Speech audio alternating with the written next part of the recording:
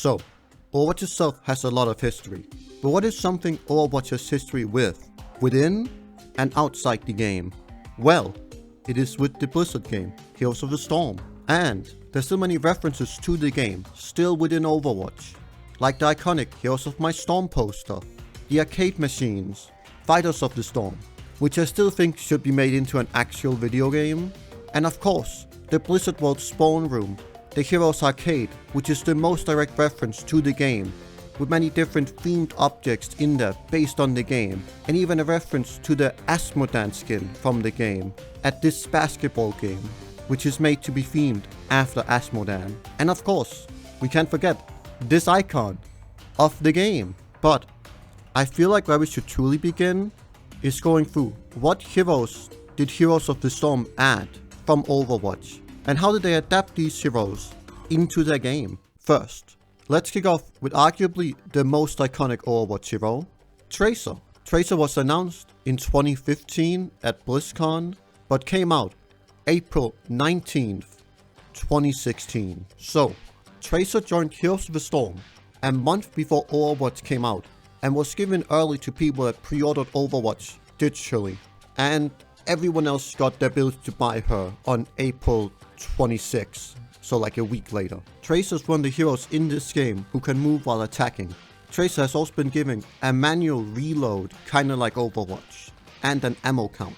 Tracer also has a basic ability, which is her quick melee from Overwatch. And the rest of Tracer's basic abilities is of course her blink and recall, which works basically the same as an Overwatch.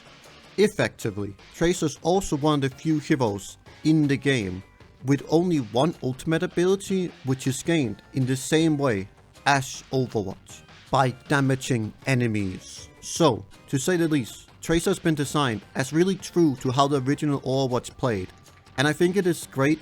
Basically everything from Tracer's kit in Overwatch got in some form translated into this game. Zarya's reveal is probably one of the funniest ones to me, with her being in this trailer at Gamescom 2016 for a very StarCraft focused update, and being just seemingly put at the end as an afterthought. But after she was announced here on August 16th, 2016, Zarya ended up coming out on September 27th, 2016.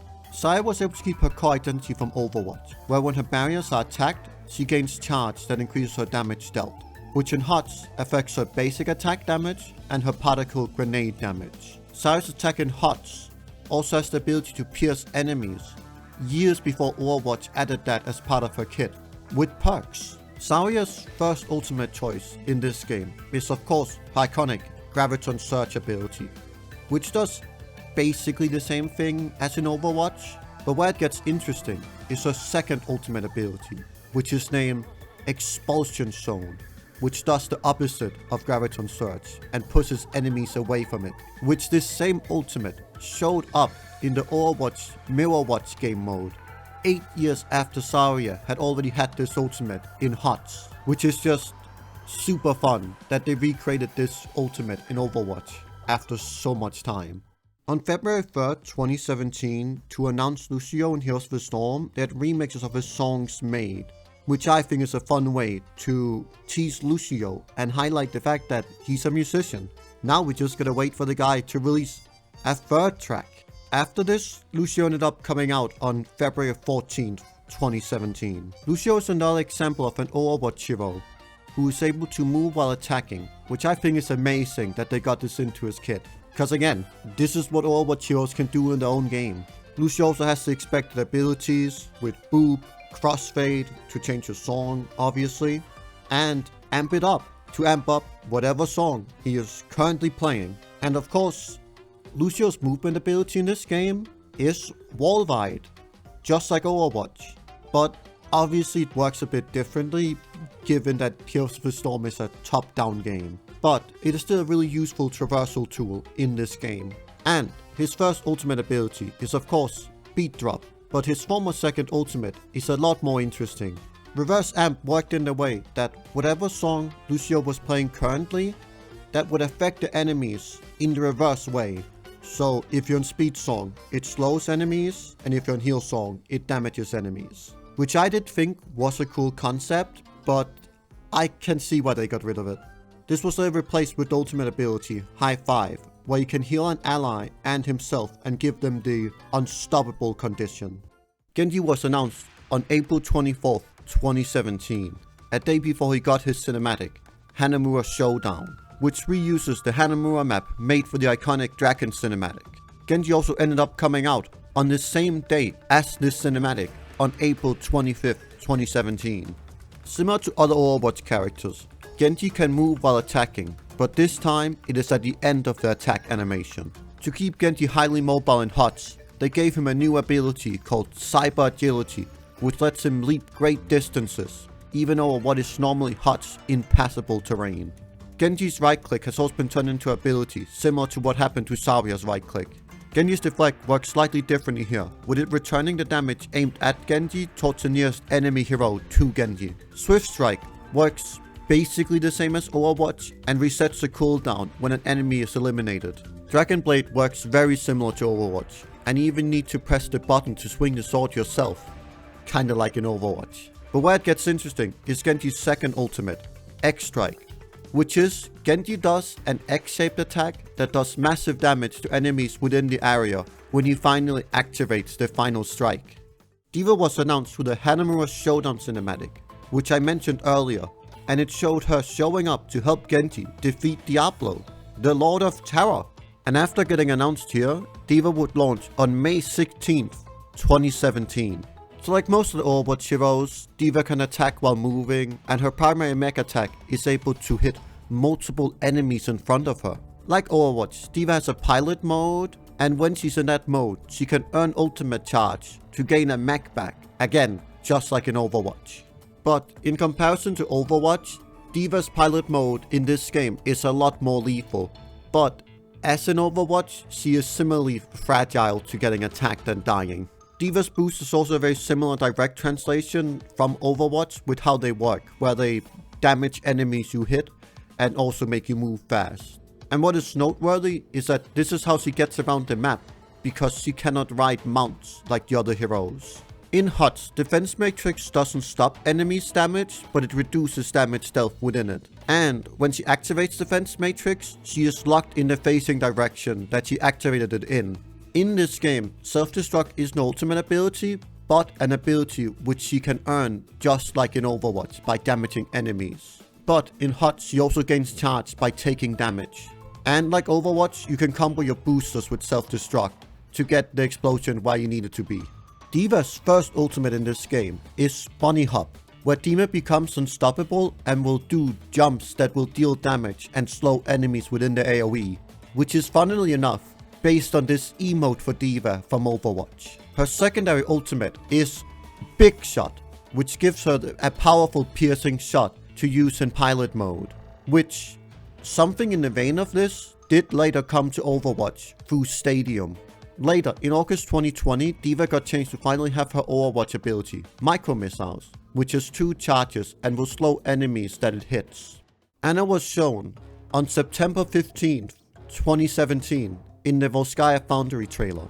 After being shown here, Ana came out on September 26, 2017. Similar to Overwatch, Ana's damage isn't dealt instantly, but applies a poison effect that will deal damage over time to an enemy. But unlike Overwatch, this attack can be stacked to be more lethal to enemies. Unlike Overwatch, Healing Dart is not tied to Ana's basic attack, but is an ability you gotta activate yourself to heal your teammates. Like Overwatch, Biotic Nade heals your teammates and boosts the healing dealt to them, and when used on enemies, Biotic Nade will work the same as Overwatch and deny healing dealt to the enemies. Sleep is another direct translation from Overwatch, where it stuns an enemy hit, but any damage dealt to that enemy will instantly wake them up. Ana's first ultimate is Nano Boost, and does like in Overwatch boosts the target's damage, but different from Overwatch is it doesn't reduce the damage taken by that ally, but does greatly reduce their cooldowns, and because it matters in HUTs, it also restores a lot of mana for the target. Ana's second ultimate ability is Eye of Horus, which allows Ana to shoot 6 specialized shots to anywhere in the map, which will either damage enemies or heal allies. which I think is a fun way to get Ana's scope into this game. Junkrat was also announced on September 15th, 2017 in the Volskaya Foundry trailer with Ana, which is a bit funny given the voice lines Overwatch itself ended up giving these two heroes together. But even if Junkrat was shown in the same trailer as Ana, his release date ended up being on October 17th, 2017, so about a month after Ana came out. So, first of all, Junkrat has kept his death passive from Overwatch, where on death, he will drop bombs that can kill an enemy. Junkrat's basic attack is this, which uses his grenade launcher, but if you want to use something similar to how it works in Overwatch, you have to use your ability Frag Launcher, which shoots bombs with the ability to bounce off the floor and walls to hit targets, like in Overwatch. Mine is a very direct translation of the ability in Overwatch, with it even having its own dedicated detonation key, and damaging and knocking back anyone in an AoE. And Junkrat can still use it himself as a movement tool, if needed, similar to Overwatch, which, as similar to Genji, lets him pass impassable terrain. Steel Trap in HOTS does have an arm time, but beyond that, it works basically exactly the same as in Overwatch, with it rooting whatever enemy steps in it. And so far, I have been ignoring to about this game's perks, but I have to show you this one. This perk will make it so Junkrat's trap will try to chase nearby enemies, which I just think you have to enjoy how great this is. Junkrat's first ultimate ability is his iconic Riptide ability, which in HOTS can jump over terrain, and like Overwatch, it can be destroyed. But unlike Overwatch, if the timer runs out, the tire doesn't explode and just gets destroyed. Junkrat's second ultimate ability is Rocket Ride, which will put Junkrat on a rocket, which will land in a targeted area and deal damage, where it explodes and also activates Junkrat's passive, Total Mayhem. And what is fun, after using this, Junkrat will respawn, but on the rocket to help him come back to the fight again. And something I think is fun, is that his ultimate seems to visually be based on Junkrat's sidecar that he rides with Roadhog. On November 3rd, 2017, Hanzo became another hero who got the cinematic treatment for HOTS, where he was fighting the Warcraft character, Alexstrasza. I'm assuming because she turns into a dragon, and Hanzo got so many ties to dragons. But after this, Hanzo ended up coming out on December 12th, 2017. Hanzo's basic attack is nothing special in this game, it's just kinda him shooting an uncharged arrow at enemies. But Hanzo's primary ability is an adaptation of his primary fire, where he will ready an arrow to shoot at enemies, and he can even walk around while the arrow is charged, like in Overwatch. Like Genji, Hanzo has natural agility, which lets him pass impassable terrain, just like Genji. Hanzo's scatter arrow ability works kinda like it does in Overwatch, where it bounces off walls to try and hit enemies. Or you could just shoot at people's feet, like most people would, to deal damage with it. Also, to help Hanzo use scatter arrow, he can see terrain geometry. Sonic Arrow has gotten adapted in HOTS to show enemies within the AoE that should normally be hidden from you on the map, and it can stick to enemies just like in Overwatch. Hanzo's first ultimate ability is Dragon Strike, and it arguably works basically the same as in Overwatch. Hanzo's second ultimate is Dragon's Arrow, which allows Hanzo to shoot one giant arrow that will stun the enemy and do increased damage and stun the further it is allowed to travel, and this arrow has unlimited range. After Hanzo came out, Heroes of the Storm went 3 years without a new Overwatch hero, but what it did get was 2 OCs. But thankfully this changed on June 15th, 2020, where Mei was announced. And after this, Mei came out a week later on June 23rd, 2020. Mei's basic attack is basically just what you expect, where she will just shoot icicles at enemies. Mei has the ability Snowblind, which is seemingly based on the Winter Wonderlands game mode, Mei's Snowball Offensive. Here, she throws a snowball that will blind and slow enemies. Mei's ultimate ability, Blizzard, has been turned into an ability in this game, which will slow and damage enemies within it. And if the enemy is within the AoE when it ends, they will be frozen, just like in Overwatch. Mei's icing ability lets her slide forward on some ice, very similar to something people at the time wanted for her to be able to do with her gun in Overwatch. Which, she can currently do this in Overwatch through Stadium, but the version in HOTS does deal AoE damage at the end. Crowd Freeze in HOTS, Mei is still able to be hit, but it gives a lot of shields. And I think it is neat, you can visually see when the crowd freeze is going to end as it visually melts. Mei's first ultimate ability is Avalanche, where she creates a massive snowball that will roll forward and consume any enemy hero it touches. And when it ends, it deals damage and stuns anyone that was caught by it. Mei's second ultimate ability is based on the ability Ice Wall, but in HOTS she can use it to trap and stun enemies. And when it explodes, all affected enemies will be slowed. And that was all the playable heroes in this game. Even though HOTS has a few finished heroes in the game from Overwatch, they were actually one hero teased. That hero being Reinhardt. Reinhardt had been in testing in HOTS since at least 2019, according to former lead game designer Brett Crawford, and former senior game designer Carl Dates said that Reinhardt was put on hold because the team was struggling with getting his shield to work in the way they wanted it to, which is also why they decided to shift to doing a hero like Mei instead. And it's also likely why she ended up being in the tank role in HOTS. And the hero that might have been teased was Brig, because her shield showed up in Cohera's trailer. But same also happened with Reaper and his mask. So they could have been heroes in development, but nothing was confirmed in the end. But let's get to the segment you all have been waiting for. Skins. So, I'm going to put focus on the base version of hero skins. Turbo Tracer is to say least a very bulky version of the Tracer we know and love, with her chronal accelerator being meant to shape like an engine. I am at least assuming it is. Divine Herald is a very simple skin for Tracer, but it's a very fun look for this hero, which seems to be inspired by Greek gods, I'm assuming specifically Hermes, mostly given by the fact that Tracer's so fast.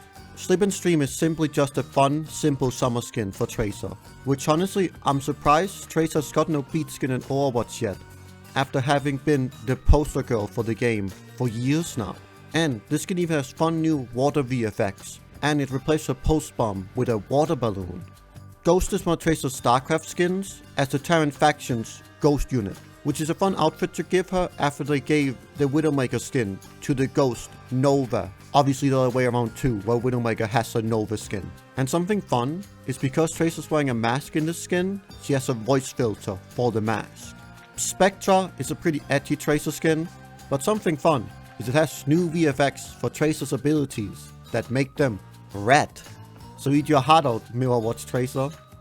High Gravity Zarya is her version of the supercharged skin concept, which gives her default look a bit more tech, but what is most noteworthy to me is her tattoo has been replaced with a higher number, which implies she has passed her lifting record. Thunderguard Zarya is likely the Zarya skin you have seen the most when people talk about this game, and you can see why. Thunderguard is such an amazing look for Zarya, and I'm genuinely shocked it hasn't been adapted into Overwatch yet. Cyborg Demon is such a fun skin concept for this game, because it keeps Zarya's shapes while clearly being directly inspired by Genji. And something great is the skin has new VFX for her Graviton Surge that uses Yamada dragons in the black hole. And this would technically make her an honorary second Yamada sister. Phantom Knight is simply just such a cool classic Halloween skin, which HOT's art style makes looks like a boss enemy right out of Warcraft. And a fun fact, this version of Zarya actually appears in HOT's short-lived comic series. Soundblast is arguably a really goofy look for Lucio, with arguably what looks like Cerebro from X-Men on his head, when I guess he has to search for the Overwatch heroes in the Nexus. But as Lucio would say, to me, my Overwatchers. Ribbit's an example of them redoing an already existing skin from Overwatch. Speed Demon is genuinely such an amazing look for Lucio, and I am shocked nothing like this has ever come to Overwatch, because wow, this is good. And that's it for Lucio. He really didn't get a lot for how long he was in this game. Steel Dragon is Genji's version of the upgraded default in this game. And the big thing here is how they supersized his swords and tried to make his face look like a dragon. I am assuming by the name. Oni's here for one reason only, and that is the fact that this skin is the skin you got for playing the original Take the Nexus challenge in 2016. And I'm happy they chose to do this skin just for the history it has between the two games. And fun fact, at the time, the challenge was actually very controversial, specifically in the Overwatch console community, because obviously, HOTS is a PC exclusive game, so the ability to unlock this skin was getting behind owning a PC, but owning a PC that could even play HOTS. Thankfully, at the time game director, Jeff Kaplan told the community that the skin would also be coming to the loot box pool at a later date. But he did still encourage the ones who could to play the game and do the challenge. Death Fang is just a classic, pretty edgy, skull and liquid look, which we already seen before in a game like Overwatch with stuff like Toxic Roadhog. And here we have Pro D.Va, and what can I say? Except they added some bits and bobs to D.Va's design to make it quote-unquote pro. D.Va's Goliath skin is just great fun, and it reminds me a lot of, I think they're called the Goliaths from 40k, which are big mech guys in Warhammer. Destroyer is likely another skin you have seen people talk about before, and you can see why, because it is a very unique skin to HOTS for D.Va, which I would love to see Overwatch try, but after this long, it seems unlikely. Also, something fun about this skin is that D.Va got Deathwing themed effects for this, and this Deathwing skin was added to the game before Deathwing himself was officially added to the game. And now we get to Ana's Strike skin, and they finally stopped doing these upgraded versions of hero skins. But beyond that, there's not much you can say about this skin. This is just a conversion of Ana's epic skin, Strike. What's fun about them doing this skin is that this is the look Ana had in all her in-game teasers in Overwatch. Sidewinder is genuinely such a fun, evil look for Ana, which I would say I would like to see this in Overwatch if Talon Ana didn't already fill this vibe, but I'm not complaining to see another take on an evil Ana. Thorn is a very simple demon skin for Junkrat, but arguably what makes it so simple is what makes it so good. Zapper is such a crazy impressive Junkrat skin, with them choosing to make him a little goblin guy from Warcraft, and he made this suit to drive, which makes up the body parts of Junkrat that uses his equipment. Wise Guy is a very simple mobster look, which to me is always a win, even if I think the one he got in Overwatch is better.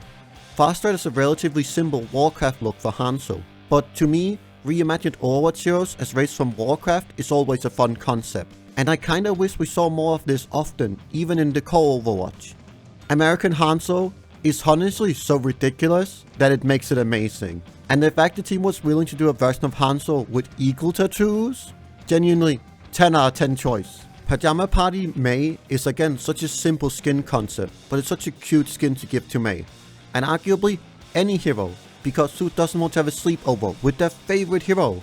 Okay, this is going to take me a while to say correctly. Necro Topologist is a fun concept because it basically asks, what if they made the Ice hero from Overwatch, the Lich King?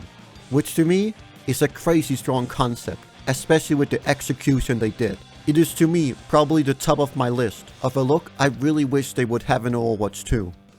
We also got other kinds of Overwatch skins, and that is the Blizzard characters dressing up as Overwatch heroes. And the most noteworthy one has to be Nova, who got a skin of Widowmaker in this game, almost 2 years before Widowmaker got a skin of her in Overwatch.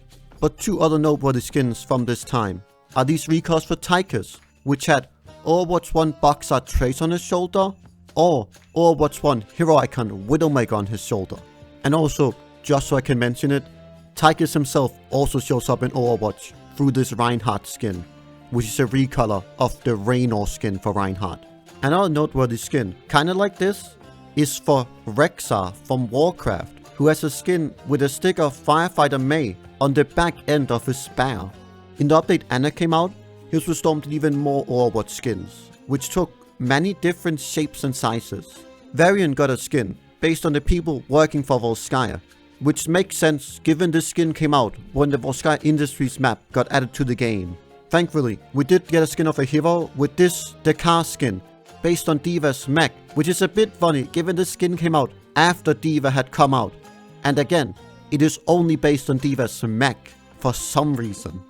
Kerrigan's Queen of Ghost skin got a recolor named Queen of Mecha, which is based on D.Va and her color scheme, which I think is a bit of a funny recall to do, but makes sense given Dakar, as Zerg, has a skin of a mech, so they gave the queen that controls the Zerg a D.Va themed skin, which I do think overall is pretty cool.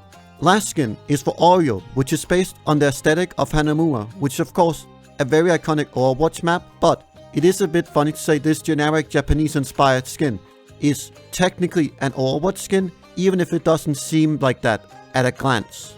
Now, let's get to the skins from Heroes of the Storm last big skin drop, which was of different Overwatch heroes.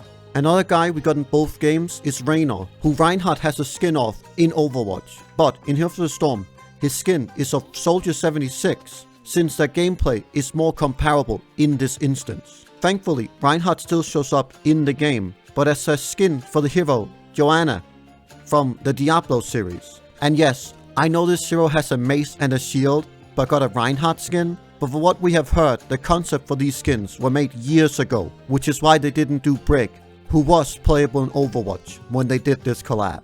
Roadhog has a great Blizzard crossover skin, which is Butcher skin, which is really amazing, even having something as fun as a healing potion that replaces Take a Breather.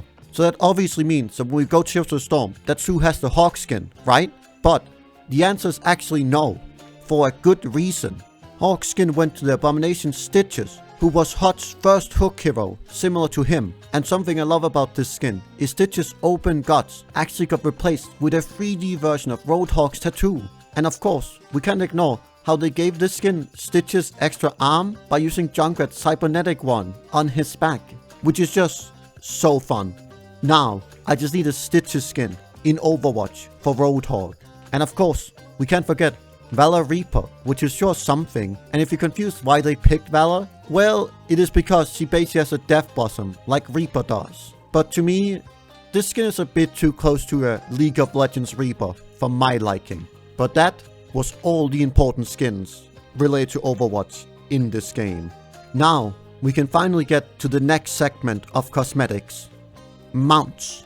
The Orochi Hover Cycle is technically an Overwatch item tied to the Take the Nexus challenge from 2016. But, of course, the big part of this event for Overwatch players at the time was by playing this challenge, you could unlock the Oni Genji skin in Overwatch. But if you missed this event, thankfully you got a second chance to earn it in the Take the Nexus Challenge 2.0, which had a lot more to unlock. But what I want to focus on is this new mount they added.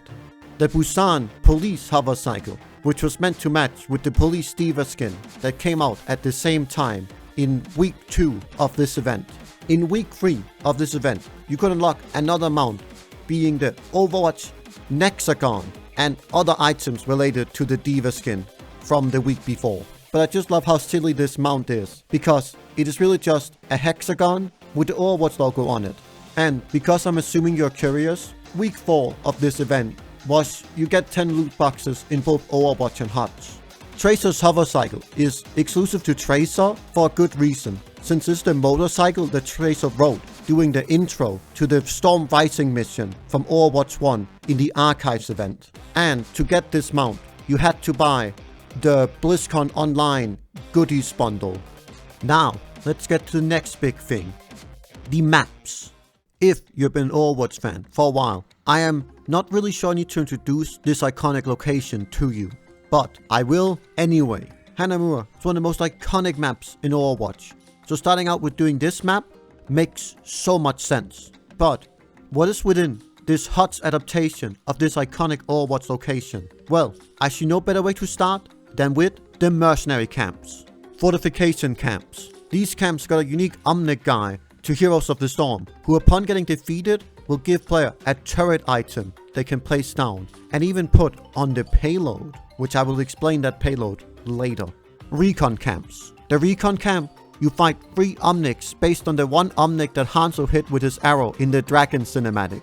And after defeating them, a coin would be dropped, which would send out a dragon seeking out enemies, which would show them on your map. Support camps. The Sentinel is a very original design made for HOTS, which was a unit which after being killed would drop a healing token shaped like a health pack, and players could use this item whenever to activate an AoE heal for their team. The Mega Enforcer is a very classic Moba boss, and after being defeated would deal 1 damage to the enemy core. And again, this has an original design specifically made for HOTS, and is never seen within Overwatch. So, the original version of Hanamura in HOTS was technically a version of Payload Race, where you had to deliver the payload to damage the enemy's core. And if you took down the enemy's fort or keeps, you could increase the payload next volley of shots on the core. Something great about these payloads is they follow the exact same rules as Overwatch. So as an example, it will take a max of 3 players to hit the maximum amount of speed for pushing the payload, and you only needed 1 guy to contest the payload. And of course, if no one is touching a payload, after a certain amount of time, it will move backwards, just like in Overwatch. But now, we can get to the second map from Overwatch in HUTs, which is another 2CP map, which is Volskaya Industries. Taken directly from Volskaya Industries map from Overwatch, in this game, it has a capture point, but it is inspired by how the capture points works in the control game mode from Overwatch, which again, works exactly like it does in Overwatch, but this time around, when you get to 100%, rather than winning the round, you spawn in this map's big gimmick of the Triglav Protector, which now gets us talking about this interesting map gimmick. The Triglav Protector's concept of having a vehicle you can enter isn't new to HUTs, but what makes this one so special is it is a 2-player vehicle. The 2 seats within the mech is a pilot and gunner seat, which allows the mech to do a lot more than other vehicles in this game. And to me, it is really cool to see a game that uses these Volskaya mechs as something playable rather than a background detail. But now, let's get to the map's mercenary camps. First, we got the Assault Trooper, who are little guys in jetpacks, and upon getting defeated, they will join you and help you attack the enemy fort. The Fortification Enforcer in Volskaya Industries is clearly based on Torbjorn, but with enough changes to technically not be Torbjorn. So that's why I think we should call him Morbjorn. And he does exactly the same as Fortification Camp I mentioned earlier in the Hanamura segment, where he will drop a turret that you can pick up and use. About a year after the map came out, Hanamura got reworked into Hanamura Temple. This came with 3 noteworthy changes. First, the payload race-like gameplay got replaced with now one singular payload that both teams have to fight over. Which means it now got mechanics close to something like push, even if it came out 1 year before the push game mode was announced as a new game mode for Overwatch. The payload was also changed to now attack the forts before the core, because now teams' goal are to attack the core directly like most other maps in the game. Second, the different mercenary camps got reworked to work differently. Recon camps now don't drop a coin to find the enemy, but will now join your team upon being defeated and give you more vision. The Sentinel from the support camp got changed to rather than dropping a heal token, it will now join your team to attack the enemy fort, like the recons do too. And the fortification camps did not get changed, because they were already perfect. The Mega Enforcer boss was removed since its purpose stopped existing after the rework to the payload. Let's get to the last big thing Heroes of the Storm did with Overwatch, and that is the cinematics. Hanamura's Showdown was the first cinematic with Overwatch from Heroes of the Storm, and it showed us Genji fighting the Lord of Terror from Diablo, named Diablo. But Genji was struggling to beat him until the hero we know and love, D.Va, shows up to help him, which is also when it was announced she was coming as a hero to the game, as mentioned earlier. Dragons of the Nexus was the final big cinematic for HUTs, and it announced the 2 dragon-themed heroes, Alexstrasza and Hanzo, with the cinematic having the 2 fight in an area that didn't exist in WoW yet, but was added later in the Dragonflight expansion that came to the game. And that, to me, was everything noteworthy in Heroes of the Storm in relation to Overwatch. And honestly, looking back at this, I can't help but feel that it's a shame this game lost support, because it really did something amazing with these gaming icons from Blizzard. And I hope one day we might see it again and truly get the resurgence this game deserves, because they really did some amazing work. Anyway, that's it for me for now. Have a good one, everyone. And remember, even if you aren't the biggest success, it just matters that you did something that meant something for someone.